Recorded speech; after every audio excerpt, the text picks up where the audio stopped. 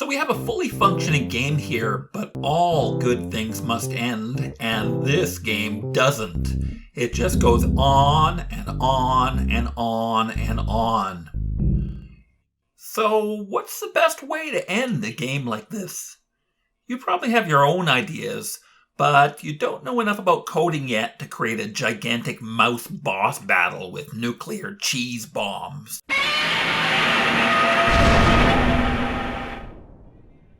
For now, let's keep things simple and make the game end when your timer runs out. Before we get to that though, I want to teach you a little bit more about the artistic side of Scratch by designing a game over screen. We'll start by adding a new sprite again, but this time, instead of using our magnifying glass, we're going to click on this paintbrush shaped tool.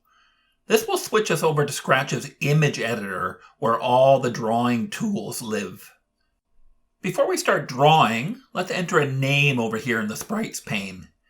Game over seems sensible. Let's start by just covering up the screen with a big colored box.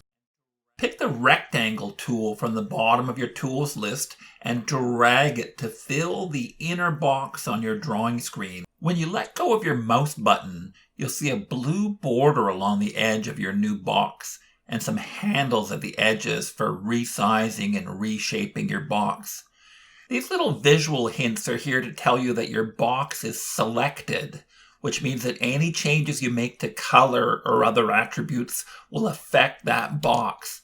If your box gets unselected, you won't be able to make changes to it until you reselect it by clicking with this little arrow-shaped tool.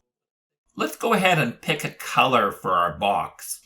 Click on the fill box and move the sliders around to color the inside of your box. I'm going to go with a nice clean white look here. Let's draw a smaller box in the middle of the screen, which is where we want our text to go.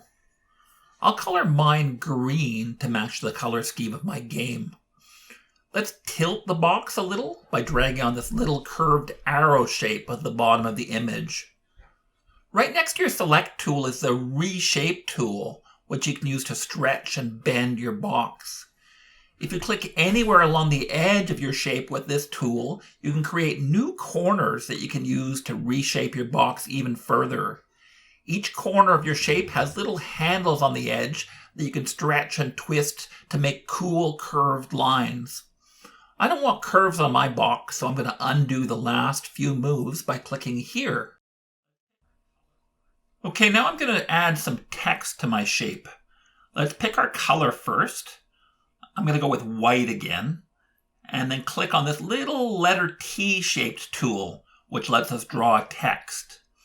Click inside your inner box.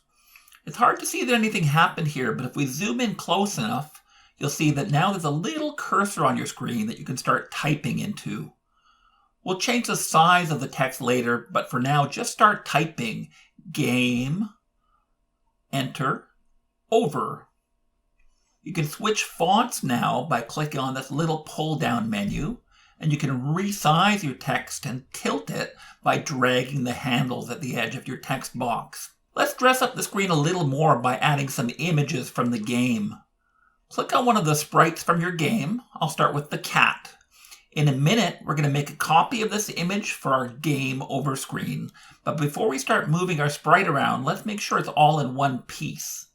Most sprites in Scratch are broken into smaller pieces to make them easier to animate. But you can glue these pieces together using this button called Group. First, you need to select the pieces. Use your Select tool to draw a big box around your shape.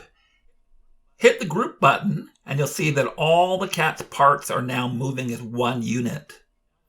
Now let's copy the sprite by clicking on this button and navigate back to our game over screen, where we'll press Paste. Resize your object and twist it around if you like. I'm going to do the same thing with my mice.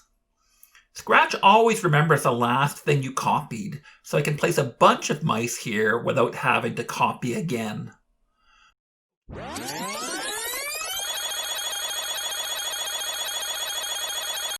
Okay, our game over screen is looking the way I want it to. Before we take a break though, let's add a little bit of code that will hide this screen when your game starts.